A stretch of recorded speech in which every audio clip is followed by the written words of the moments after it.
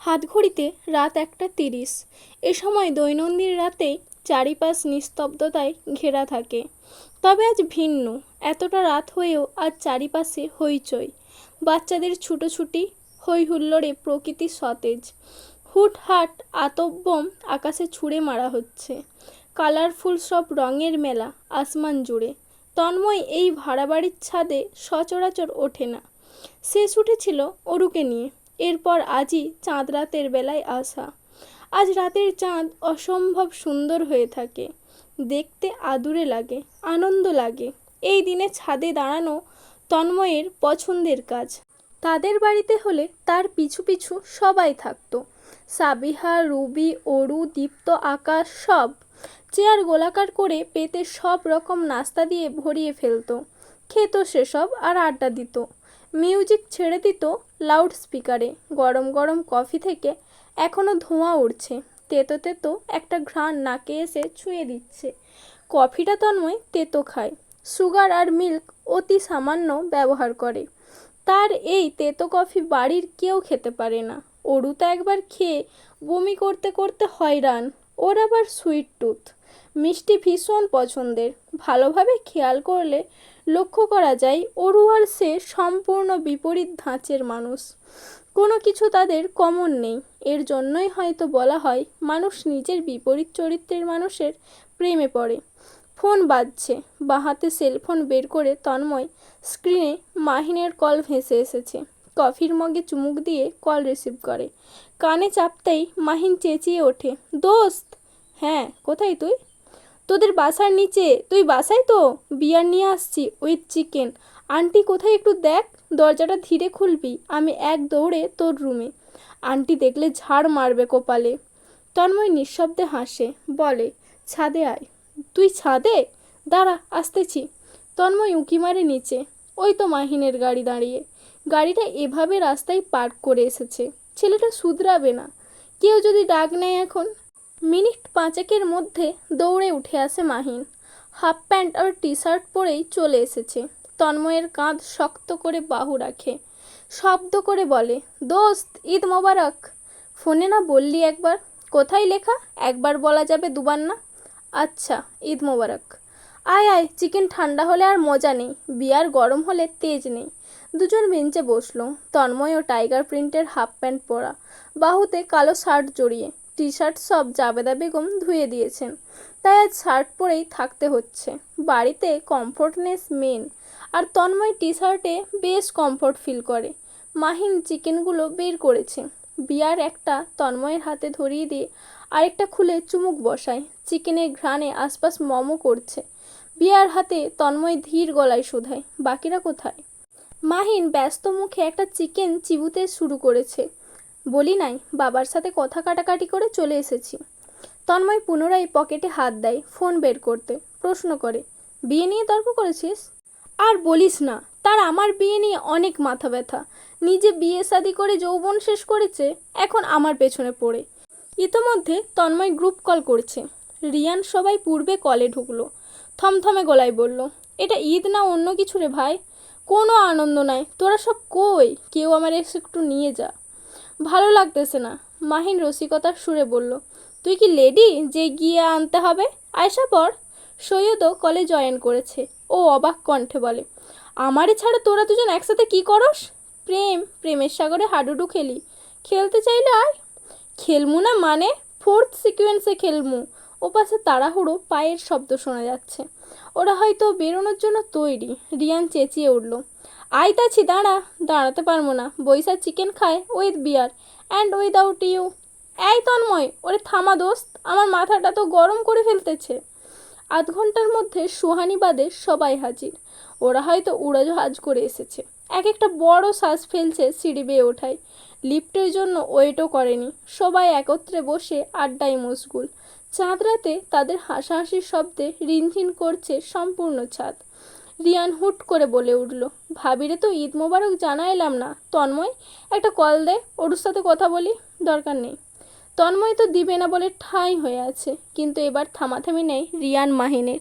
দুজন যখন বারংবার আবদার করছে, সে সময় শান্তশিষ্ট সৈয়দও বলল, কল দে না, ওর সাথে মিটও তো করালি না এ অবধি। আমাদের কি ইচ্ছে হতে পারে না ওকে দেখবার? জানিস তোর মুখ থেকে ওর কিউট কিউট কাহিনী শুনে কত আনন্দ পায়। আমি তো মরে যাবার আগে একবার অন্তত তোদের পাশাপাশি দেখতে চাচ্ছি। মাহিনও সুরে সুর মেলালো। দোস্ত, মুখে লাগাম রাখবো, কোনো বাজে কথা বলবো না, কল দে না। ওদের কন্টিনিউয়াস ঘ্যাঙানো শুনে তন্ময় দীর্ঘশ্বাস ফেলে। পেরে না উঠে অবশেষে ফোন বের করে কল লাগায়। ঘুমিয়েছে নাকি মেয়েটা কে জানে। অবশ্য আজ ঘুমানোর কথা নয়। ও টই টই করে সম্পূর্ণ বাড়ি ঘুরছে। কল কানেক্টেড হলো মুহূর্তে। মাহিন ইশারায় লাউড স্পিকারে দিতে বলল। তন্ময় অসহায় ভঙ্গিতে দিল। ওপাশ থেকে অরুর চিকন মেয়েলি উত্তেজিত গলার স্বর শোনালো। হ্যালো তন্ময় ভাই। ঘুমাসনি? হুম, আমার চোখে ঘুম নেই। আজ তো আমরা সবাই আপনাকে বড়মাকে মিস করছি।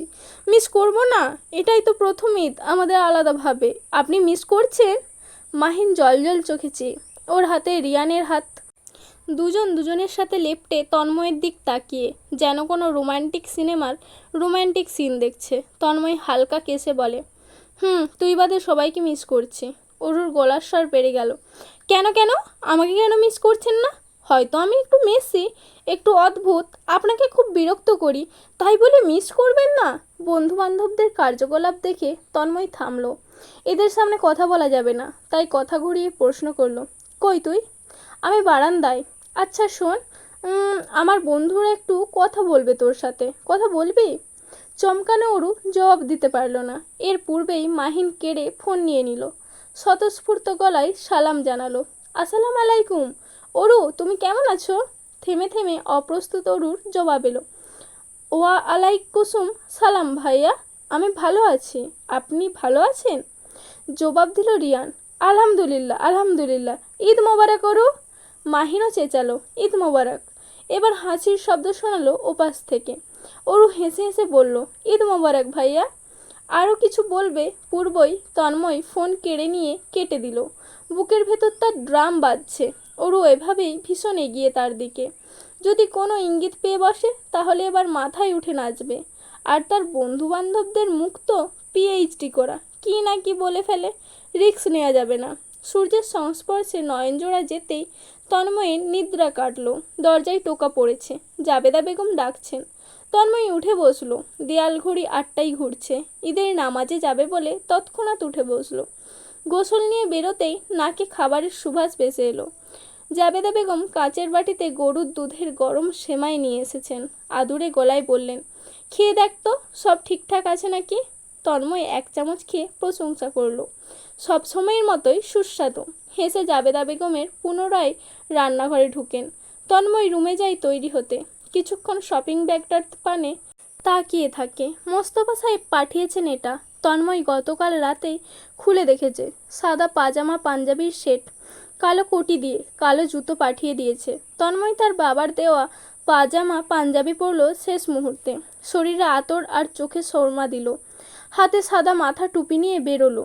জাবেদা বেগম ছেলেকে দেখে মুগ্ধ হলেন। লম্বা তন্ময়ের মাথা টেনে কপালে চুমুও খেলেন। বাচ্চাদের আসতে বলিস। আচ্ছা বলবো।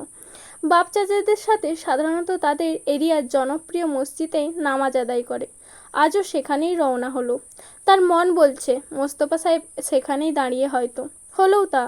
মোস্তফা সাহেব, আনোয়ার সাহেব, ওহি সাহেব, আকাশ এবং দীপ্ত পাজামা পাঞ্জাবি পরে টুপি মাথায় দাঁড়িয়ে। তার দেয়া কাপড় চোপড় পরেছে সবাই।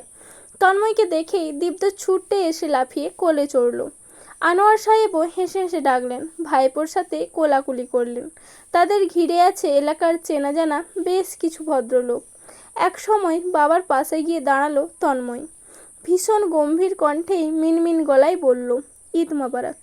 পরপরই দীপ্তকে নিয়ে মসজিদে ঢুকলো। মোস্তফা সাহেবও হাসলেন। তিনিও ঈদ মোবারক বিড়বিড় করে আওড়ালেন।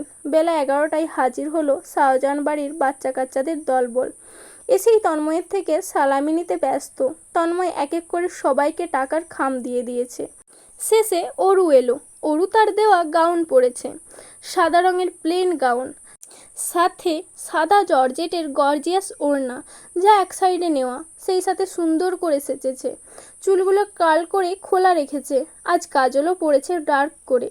পরিপাটি এই অরুকে তন্ময় কয়েকবার দেখল এবং ইচ্ছে করল না খামটা তাড়াতাড়ি দিতে।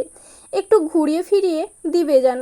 ওর চোখের সামনে কিছুক্ষণ থাকে, সেই কারণ ধরে প্রশ্ন করে, কি সমস্যা? আমার সালামি? তোর কিসের সালামি? ওর চোখ বড় বড় করে ফেললো। আমার খাম কোথায়? তন্ময় উঠে দাঁড়ালো, আয়নার সামনে চুল ঠিক করা ভঙ্গিতে বলল, নেই। দিন আমার খাম তাড়াতাড়ি। তন্ময় কিছুক্ষণ ভাবলো। সালাম করেছিস যে সালামি দেব? এই কথা এক্ষুনি করছি।